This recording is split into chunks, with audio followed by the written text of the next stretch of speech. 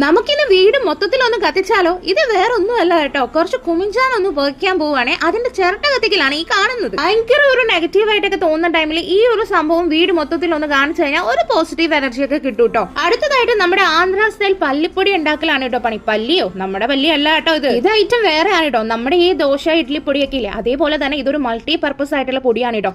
നമുക്ക് ചോറിന്റെ കൂടെ വേണമെങ്കിലും ചപ്പാത്തിയുടെ കൂടെ വേണമെങ്കിലും ദോശ ഇഡ്ലിയുടെ ഒക്കെ കൂടെ വേണമെങ്കിലും കഴിക്കാം. കുറെ നാൾ സ്റ്റോർ ചെയ്ത് വെക്കാനും പറ്റും കേട്ടോ. റെസിപ്പി വേണമെങ്കിലും പറഞ്ഞാൽ മതി കേട്ടോ. പ്രോട്ടീൻ റിച്ച് ആണ്, നമ്മുടെ കപ്പലിന്റെ കൊണ്ടാണ് കേട്ടോ ഇത് ഉണ്ടാക്കുന്നത്. നെയ്യ് ഒഴിച്ച് കഴിക്കാനാണ് അടിപൊളി.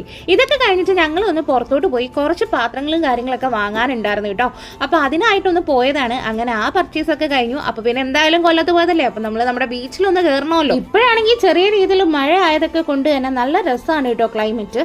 എനിക്ക് ഈ ക്ലൈമറ്റ് ഭയങ്കര ഇഷ്ടമാണ്. ചെറിയ രീതിയിൽ മഴ പൊടിക്കുന്നുണ്ടായിരുന്നു കേട്ടോ. അതിന്റെ കൂടെ വരുന്ന ഒരു തണുപ്പും പിന്നെയുള്ള ഈ ചെറിയ കാറ്റും അതേപോലെ തിരമാലകളുടെ സൗണ്ടും ആ വൈബ് അടിപൊളിയാണേ.